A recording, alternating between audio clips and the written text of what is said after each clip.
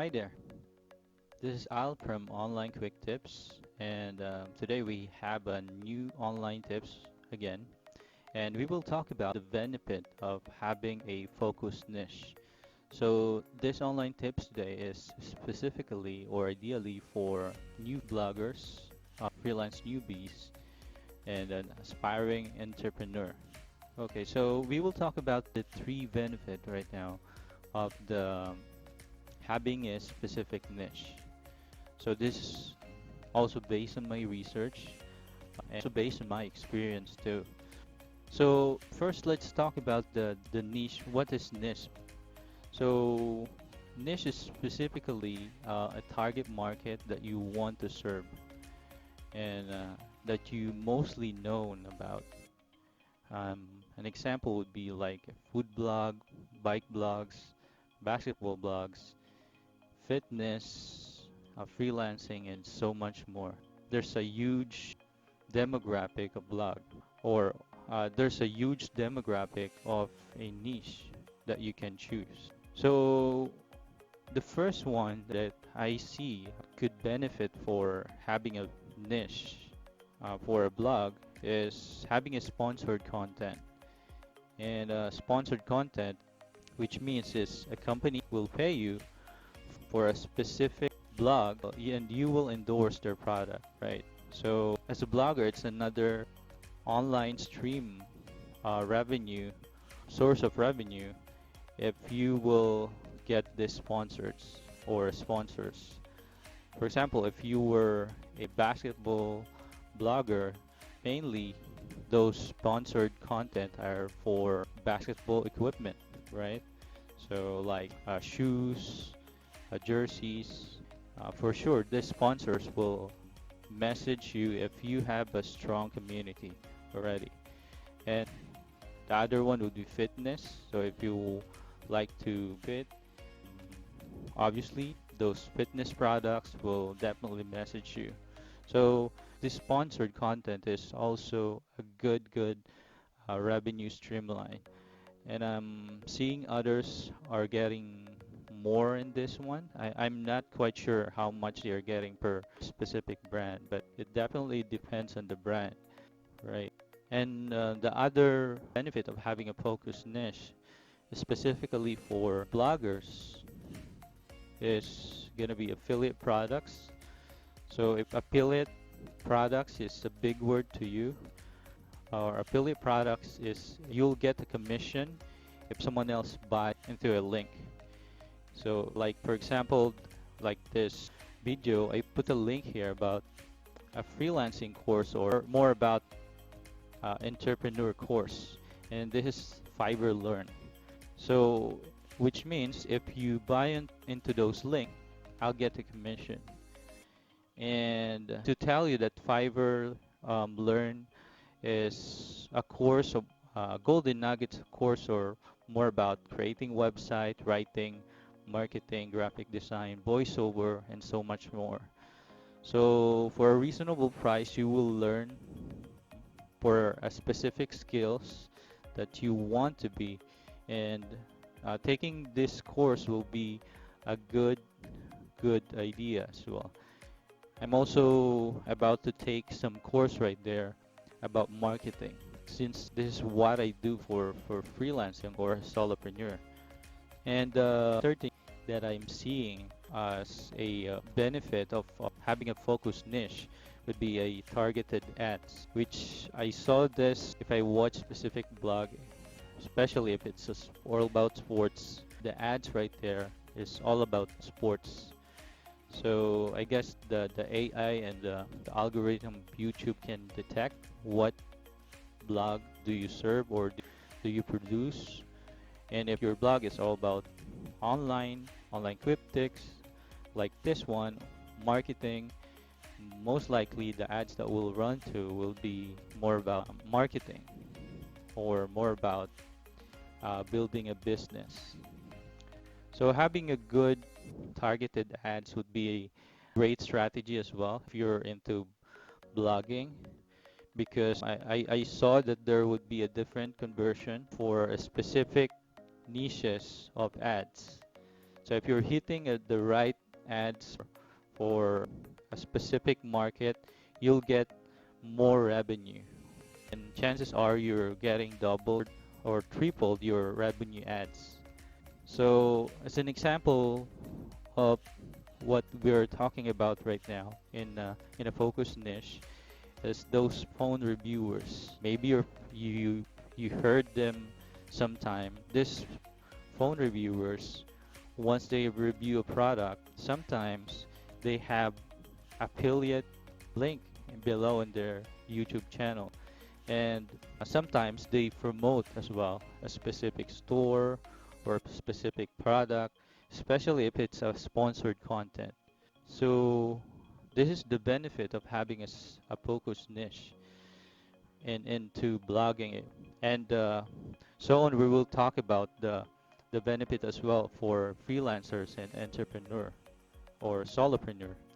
So another example that getting a benefit for a focus niche would be gamers, streamers. Obviously, they're getting those two benefit that I'm talking earlier, the sponsored content and affiliate products. So affiliate products is also good stream revenue because I saw affiliate products that ranges from 50 to 70%. So which means the 70% of that revenue, if they buy on that specific link, will get into your pocket. So it's also a good source of revenue, which mostly if you have a strong community already, if you have a big viewers. Another that I saw that getting a benefit of this one would be a food blogger. Obviously, if a food blogger taking also advantage of this sponsored content, you're getting sponsors. They get paid for those sponsors. Sometimes they get a free food too. I heard someone who's a food blogger who get paid for a blog and also get food on that specific blog, right? So, and then if it's more likely technology or I guess it applies in anything else. So right now, if you have more than two niche that you have in your head, I mean that's okay. I'm not against it. I'm also don't agree that you just stick into one, especially if you're just starting. I saw other bloggers that just switching around for about two or three niches. They have this bike blogging, food blogging, and things like that. So you can play into those three niches. And the other things that I saw, so this is gonna be the plus advantage of having a focused niche, is for example, our target market are freelancers, aspiring freelancers that you want to work from home. So if there is a community, Facebook group or a YouTube channel that we can go to, this is gonna be an easy bucket, I guess, to go because this is our target market.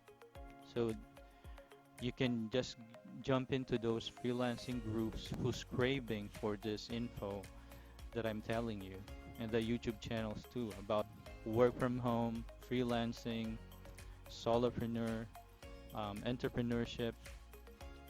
And again, this is not just a philosophy. I'm giving you the data, and this is also according to my research and my experience too. And finally, if you have a specific niche, this can give you authority and this can build your trust to your audience because you're not just making story out of it, right? So we can give again example right here, and this is gonna be for freelancer who's watching these videos.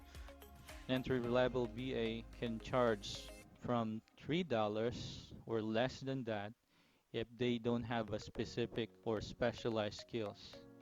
So you can also check here in Upwork how much VA charge. Right, so right here we saw VA for $6, for $9, right? But if we look at in the second tab, someone else who specializes in graphic design. But again, this is gonna be a quick bucket. As you move along, as time move along, that you become expert on a specific topic or a specific niche, you can charge more. If especially it can give the biggest value that clients need, and you can give the result that they really need in their business. So you can see a graphic designer right here is can charge more, like this one, $35 an hour. And I saw a graphic designer who's really enjoying what they're doing, and they have a long-term clients, and it ranges from entry level from 5 to $25 an hour. And again, they started somewhere. They're being underpaid too when they're just starting. Just keep grinding. But graphic designing is a good niche versus you're just a general VA who just want to work on about researching and data entry. But obviously, if you want to push in a specific niche like graphic design, there would be a big advantage on that one. Another example would be an Amazon BA.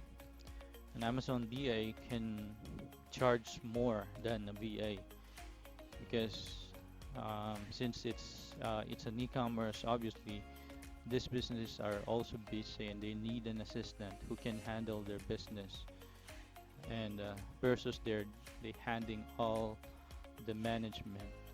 And I heard some BA in Amazon who's charging more than $1,000 a month, right? So yeah, if you focus on a specific niche, the data shows around right here that you can charge more, even more if you have specialties, obviously, right? If you don't have a niche in mind, if you still thinking for a niche that you want to be focused on, a list of niche, and you're still worried and thinking about it over time, I have a three list here that you can ask, that you can use. So that would be you can list what are the three things or 3 to 5 things that you really enjoy to do. Then the second would be what makes you keep up at night. What are those topic niches that you really enjoy doing over and over again? So do you really enjoy like designing? Do you think that it's a good streamline revenue for your freelance career? Or do you really enjoy baking? Right. And the third would be, is this what you love to do for a living? So do you think that this can make you for a living?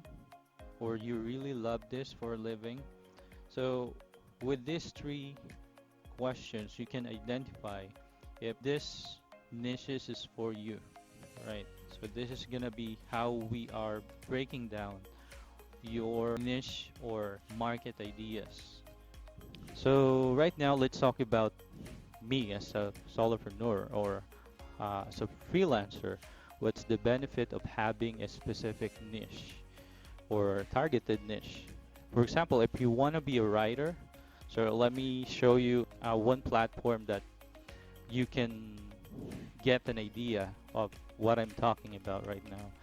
So I'm searching right now on Upwork a term about writers. So if I search about writers, you can see that in average there were some writers that ranges from $20 an hour, $10 an hour, and let me check here. Right, there were some for about $30 an hour. So this is gonna be general writer without niche. So they're hitting general market to be a writer. But let's search about a specific niche for a writer or a copywriter. So the other side right now, I search about SaaS copywriter. So this is gonna be a B2B writing. So as you can see, from 10 to $20 range per hour.